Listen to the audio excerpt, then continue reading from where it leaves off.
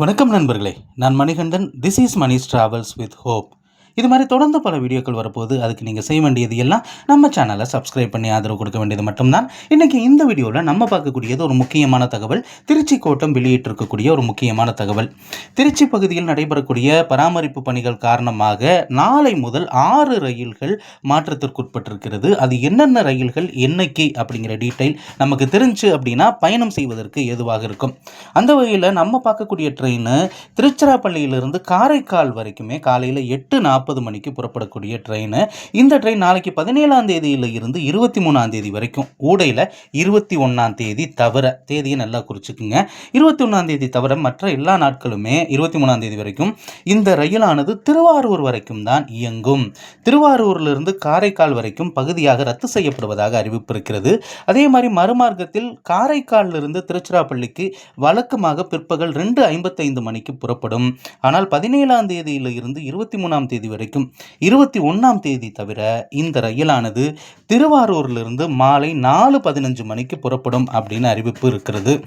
மூன்றாவது முக்கியமான ரயில் திருச்சிராப்பள்ளியில் இருந்து ஈரோடு வரைக்கும் செல்லக்கூடிய பயணிகள் ரயில் காலையில் 7:25 மணிக்கு புறப்படக்கூடிய ரயிலும் மாறுதலுக்கு உட்பட்டிருக்கிறது.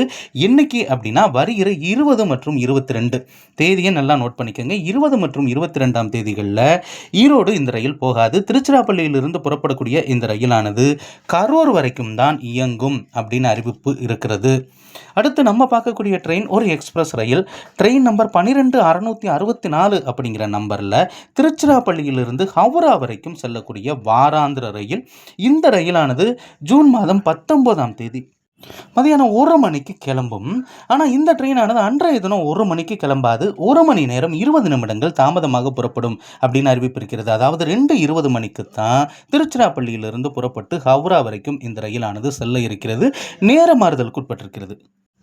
இதற்கடுத்து நம்ம பார்க்கக்கூடிய ட்ரெயின், இந்த ரயில் மிக முக்கியமான ரயில் அப்படின்னு தான் பார்க்கணும். ஏன்னா திருச்சிராப்பள்ளியிலிருந்து தினமுமே பாலக்காடு டவுன் வரைக்கும் செல்லக்கூடிய ட்ரெயின்.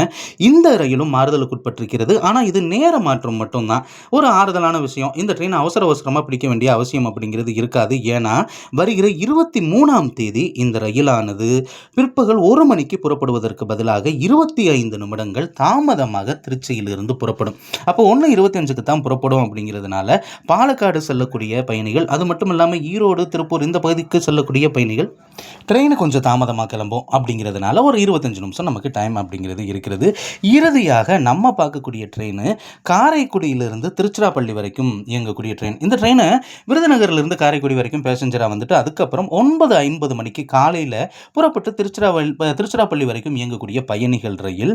இந்த ரயிலானது நாளை 17 முதல் 23 வரைக்கும் 21ஆம் தேதி தவிர மற்ற நாட்களில் இந்த ரயிலானது 25 நிமிடங்கள் தாமதமாகத்தான் காரைக்குடியில் இருந்தே புறப்படும் அப்படின்னு அறிவிப்பு இருக்கிறது.